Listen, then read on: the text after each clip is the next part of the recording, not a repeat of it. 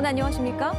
부산 기장군이 군청 소속 전현직 공무원 50명을 경찰에 무더기 수사 의뢰하는 유례없는 사태가 발생했습니다. 더 황당한 건 경찰이 이 내용만으로는 수사를 할 수 없다며 사건을 반려했는데도 기장군은 끝까지 수사 의뢰를 강행하려 한다는 겁니다. 자, 어떤 배경에서인지 류재민 기자가 보도합니다.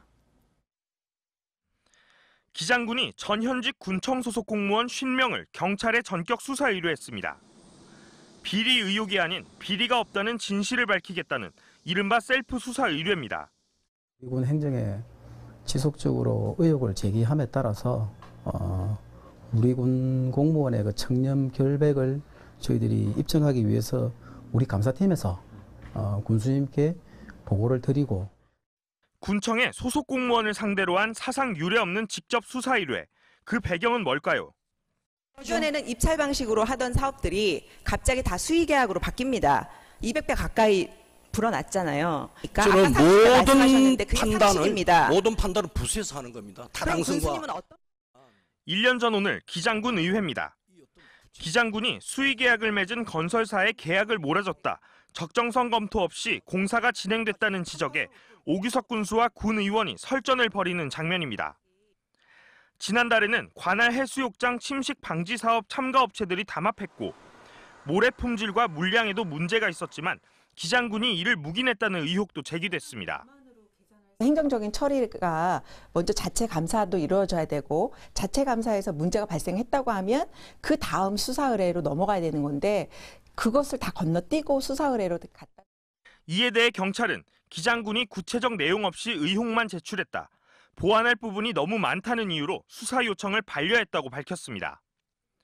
수의계약 특혜 의혹과 관련해 감사원이 이미 시정 권고를 내린 것도 기장군엔 불리한 상황입니다.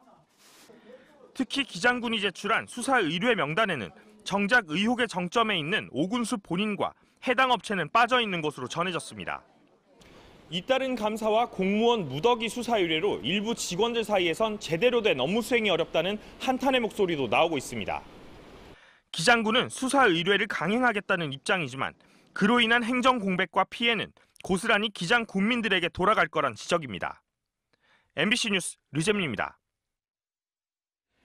광주 나눔의 집에서 생활하고 있는 일본군 위안부 피해자 이옥선 할머니가 오늘 부산을 찾았습니다. 16년 만에 고향 방문인데요. 가장 먼저 일제강제동원 역사관을 찾은 이 할머니는 일본에 바라는 건 오직 사죄의 하나다, 이렇게 밝혔습니다. 김윤아 기자입니다. 위안부 피해자 92살 이옥선 할머니가 일제강제동원 역사관 안으로 들어옵니다. 꽃다운 나이에 일본으로 끌려갔던 소녀는 휠체어에 몸을 의지한 백발의 할머니가 돼 이제는 고인이 된 위안부 할머니 동지들을 그리워하고 소녀상 모형 앞에서 아픈 역사를 떠올립니다. 동상도 우리가 이럴 적에 끌려갔잖아요. 이래 나의 어릴 적에요. 1927년 부산 보수동에서 태어난 이 할머니는 15살이 되던 해 일본군에 의해 중국 연길의 위안소로 끌려갔습니다. 해방 이후 중국에서 머물다 2000년 고국으로 돌아와 현재 경기도 광주의 나눔의 집에서 위안부 피해 할머니들과 생활하고 있습니다. 1시간가량 역사관을 둘러본 할머니는 과거사에 반성하지 않는 일본을 향해 바라는 건 사죄밖에 없다며 강한 어조로 말했습니다. 우리 일본 정부에다가 막 하고 싶은 말은 사죄하라는 말을 우리는 공식 사죄와 법정 배상을 요구를 합니다. 할머니는 위안부 피해자들에 대한 각종 자료를 전시하는 할머니의 내일 행사 방문을 위해 부산을 찾았습니다. 첫 번째가 할머니 고향 방문으로 온 게 첫 번째 목적이고요. 두 번째가 오실 겸 해서 할머니 내일 전시도 보시고 일제강제동원 역사관에 또 할머니랑 같은 아픔을 겪으신 분들이 전시되어 있는 곳이잖아요. 그래서 그것도 같이 계속 이 목적으로 왔습니다. 16년 만에 고향 부산을 찾은 할머니는 내일 어린 시절을 보낸 중구 보수동을 찾은 뒤 초량동 소녀상을 방문할 예정입니다. MBC 뉴스 김윤아입니다. 2017년 폐업 이후 방치되고 있는 부산 침례병원을 공공병원으로 개원하기 위한 방안이 국회 차원에서 모색되고 있습니다. 건강보험공단의 직영병원으로 만든다는 보관인데요. 근데 이를 위해서는 풀어야 할 과제도 많습니다. 민성빈 기자입니다. 국회 보건복지위 국정감사가 파산 이후 문을 닫은 침례병원에서 열렸습니다. 침례병원을 공공병원으로 만들기 위한 국회 차원의 논의가 진행됐습니다. 내년 정부 예산 편성안에 보험자병원 확충을 위한 연구 영역비 2억 원이 확보된 상황. 이 예산은 침례병원이 국민건강보험공단 직영병원인 보험자병원으로 재탄생하는 연구비로 활용될 예정입니다. 복지부 차원에서 연구 영역을 이제 들어가게 되면 다음 단계로 넘어가는 이제 첫 번째 관문을 통과하는 거라고 볼 수 있습니다. 그래서 여전히 그 넘어야 될 산들은 아직 남아 있지만 이제 하나씩 관문들을 열어가고 있고. 현재 보험자병원은 전국에서 경기도 일산 한 곳뿐. 영남권과 호남권에도 건립 필요성이 커지면서 침례병원이 최적지로 평가받고 있습니다. 지역 의료 공백 해소에도 큰 도움이 될 전망입니다. 필수 서비스를 할 수 있는 기관으로서 지역 거점 병원으로 자리 잡는 거니까 아마 저희가 보험자 직영 병원이 되든 저희 부산시에서 직접 운영하는 병원이 되든 부산 시민들이 원하는 형태가 될 것으로 생각합니다. 하지만 1,400억 원 규모의 사업 예산을 확보하기 위해서는 기재부 협의와 예비 타당성 조사 통과 등 풀어야 할 과제도 많습니다. 많은 환자들로 북적였던 이 침례병원이 이젠 이렇게 텅 빈 채 쓸쓸히 버려져 있습니다. 공공병원화를 통해 다시 활기를 되찾을 수 있을지 관심이 커지고 있습니다. MBC 뉴스 민성빈입니다. 부산을 연구지로 한 최초의 여자 프로농구단 BNK 썸 농구단이 내일 시즌 개막전을 시작으로 우승을 향한 대장정에 나섭니다. 임선우 기자가 썸 농구단의 막바지 훈련 현장을 찾았습니다. 손끝을 떠난 공이 깨끗하게 림을 통과합니다. 올해 창단한 사상 첫 부산 연고 여자 프로농구단 BNK 썸 선수들이 개인 슈팅 훈련을 하는 현장입니다. 두 차례에 걸친 해외 전지 훈련을 성공적으로 마무리한 선수들이 시즌에 앞서 컨디션을 최고조로 끌어올리는 데에 집중하고 있습니다.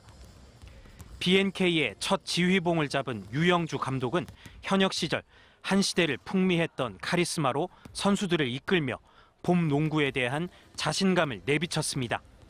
다른 팀하고는 조금 다르게 젊은 선수들로 구성이 되어 있기 때문에 조금 열정적으로 또 패기 있게 경기를 좀 치렀으면 좋겠고요. 저희는 역시 일단 기본적으로 일단 목표는 플레이오프, 봄 농구 하는 게 제일 목표입니다.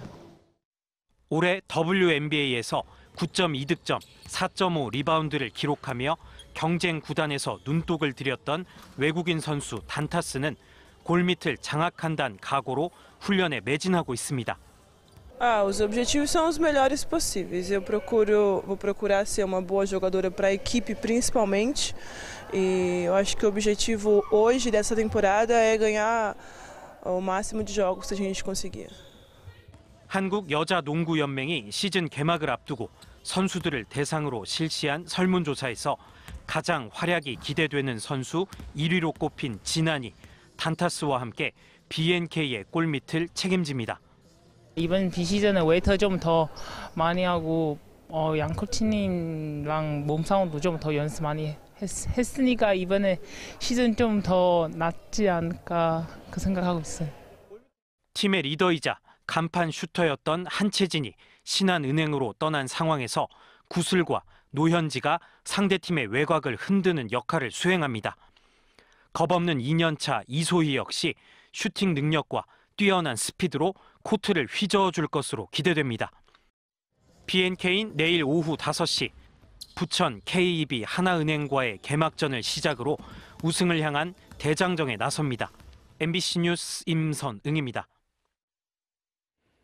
민주노총 산하 전국 대학 교직원들로 구성된 전국 대학 노동조합은 오늘 오전 부산시의회 브리핑룸에서 기자회견을 갖고 지역 대학 위기에 대한 정부의 특단의 대책을 촉구했습니다. 이들은 기자회견에서 학령 인구 감소와 대학의 재정 위기 등으로 지난 6년 동안 전국 12개 대학이 문을 닫았고 폐교로 내몰리는 대학이 늘고 있다고 주장했습니다. 이들은 고등교육 재정의 확충 등 특단의 대책이 없을 경우 오는 30일 전국 대학의 교직원 만여 명이 서울에서 총력 투쟁 결의 대회를 가질 예정이라고 밝혔습니다. 제57회 부산예술제가 오늘 저녁 부산문화회관에서 가곡과 아리아의 밤 개막 공연을 시작으로 열흘간의 일정에 들어갔습니다. 부산시와 부산예술문화단체 총연합회가 공동 주최한 이번 행사에서는 축하 공연과 심포지엄, 부산예술상 시상식 등이 진행됐습니다. 오늘 밤 개막 공연에는 지휘자 오충군이 이끄는 부산 심포니 오케스트라 연주에 소프라노 김유섬, 테너 김지호 등이 출연해 귀에 익은 멜로디를 선사했습니다.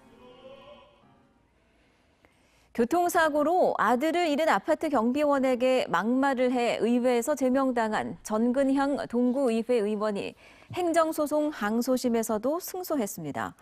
부산고법 행정 1부는 전 의원이 동구의회를 상대로 제기한 제명처분 취소소송 항소심 선고 공판에서 동구의회가 내린 제명처분을 취소한다고 밝혔습니다.